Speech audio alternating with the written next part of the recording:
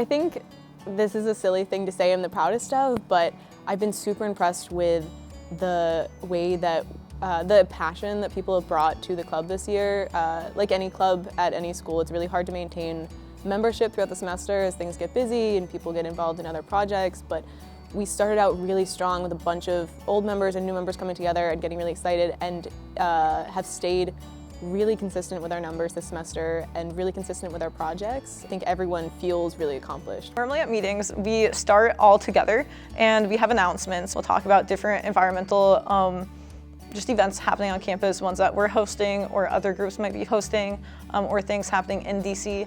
And then we usually have someone come up, whoever wants to do this, come up and have like a 5-minute speech about something that they're really passionate about. And then we separate out into all our teams. Right now, I'm the president of the Hoya Hive, which is our on-campus beekeeping organization. I started teaching beekeeping classes to the general population in order to help keep the hive going.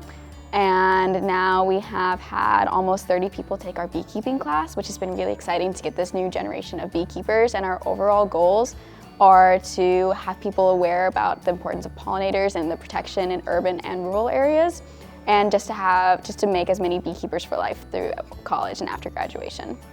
So because there are so many environmental processes that go along without us really knowing about it, I mean, sure, we all know the basic stuff like the water cycle, but most people can't name, some species of trees on campus, and therefore they can't know their impacts on a large scale on our community, on the greater Washington community, and on the greater national community as a whole. And so it's important to know about sustainability efforts, because it's not enough just to have a basic level. You have to really get involved, because once you can get involved, you can start to have a say and really understand why such changes have to be made. And once you understand change, you can start to be change yourself. Like there's maybe 15 of us my freshman year, and it was really informal. We didn't do that much, but we always had the spirit of being able to do anything that we wanted in environmentalism. And so slowly it's grown throughout the years. And when I was president, that was the semester it grew, it first grew a lot. It grew from 15, 20 members to being about 50 showed up every meeting.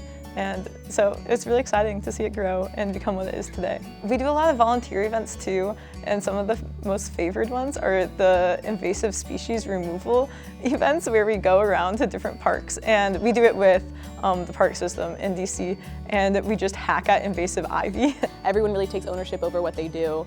I'm excited to see us continue to challenge ourselves to think about what teams we need to have, when is it time to focus on composting? When is it time to focus on something else? I feel like we have 8 really strong teams right now. We added one this year. We've taken away some in the past. But altogether, I think we have a really good, sustainable model of how to run a club. You don't have to go vegan. You don't have to join an environmental organization, but there are just little things you can do that slowly alter your behavior, and before you know it, they will become routine. And so just increasing mindfulness, especially towards consumption, because we are in such a materialistic, consumer-heavy society, that even a little bit of knowledge and a little bit of change will go a long way.